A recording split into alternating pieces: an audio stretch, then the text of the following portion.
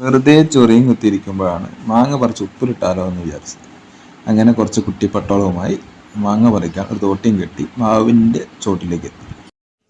നിലത്ത് വീഴാതിരിക്കാൻ വേണ്ടിയിട്ട് ഒരു വലയും പിടിച്ച് സോന് നിൽക്കുന്നുണ്ടായിരുന്നു. മാങ്ങ പറിച്ചിടുന്നത് കൃത്യമായി ക്യാച്ച് ചെയ്യുന്നത് കൊണ്ട് തന്നെ സോന് ആ ശ്രമം ഉപേക്ഷിച്ചു. അതിനിടയിൽ സ്ഥിരം കുറുമ്പുമായി വേദൂസും. എന്തൊക്കെ പറഞ്ഞാലും സഹായിക്കാനും വേദൂസിനെ കഴിഞ്ഞിട്ടേ വേറെ ആരുള്ളൂ. തോട്ടി കണ്ടപ്പോൾ ചിന്നുവിനും മാങ്ങ പറിക്കണം. ആദ്യത്തെ തവണ ശ്രമിച്ചു നോക്കി, കിട്ടിയില്ല. പിന്നെയും നോക്കി, കിട്ടിയില്ല.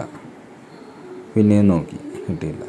3-4 തവണ കിട്ടാതായപ്പോൾ പിന്നെ കയ്യെത്തുന്നിടത്തുള്ള മാങ്ങ പറിച്ച് മാങ്ങ പറി 1-ാം ഘട്ടം അവസാനിച്ചു. അടുത്ത പരിപാടി ഉപ്പിലിടാൻ വേണ്ടി കട്ടയിലായിരുന്നു. കട്ട് ചെയ്യുന്ന സമയത്ത് വേദുവിന് മാങ്ങ വേണം. അതിൻ്റെ വികൃതിയാണ് അവിടെ കണ്ടത്.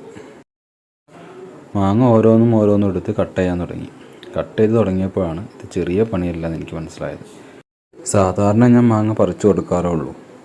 പിന്നെ അമ്മ ഉപ്പിലിടും, അതെടുത്ത് കഴിക്കും. അതായിരുന്നു എൻ്റെ സ്ഥിരം ജോലി. പക്ഷേ ഇന്ന് അമ്മയ്ക്കൊരു ഹെൽപ്പായിട്ട് ഞാൻ കട്ട് ചെയ്ത് തുടങ്ങിയതായിരുന്നു. പക്ഷെ തീരുന്നില്ല. കട്ടിങ് ആണെങ്കിൽ ശരിയാവുന്നില്ല. അവസാനം അമ്മ തന്നെ വന്ന് എങ്ങനെയാണ് മാങ്ങ കട്ട് ചെയ്യേണ്ടതെന്ന് കാണിച്ചു തന്നു. മാങ്ങ തിരിച്ച് കട്ട് ചെയ്യാനൊക്കെ അമ്മ പറഞ്ഞു പോയി. പിന്നെ ഞാൻ തന്നെ ഒരുവിധം കട്ട് ചെയ്ത് അങ്ങോട്ട് തീർത്തു. തിരിച്ച് കട്ട് ചെയ്യാനായിരുന്നു അമ്മ പറഞ്ഞിരുന്നത്. കുറേയൊക്കെ തിരിച്ച് നോക്കി.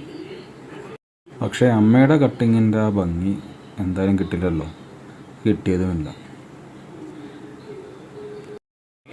ഉപ്പിലിടാനുള്ള പണി അമ്മയെ തന്നെ ഏൽപ്പിച്ചു. അമ്മ ആവശ്യത്തിന് ഉപ്പും മുളകൊക്കെ ഇട്ട് കുഴച്ച് വിനാഗിരൊക്കെ ഒഴിച്ച് കുപ്പിയിലാക്കി.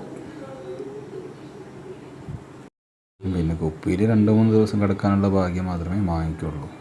അതെന്തായാലും 3-4 ദിവസം കൊണ്ട് തീരും.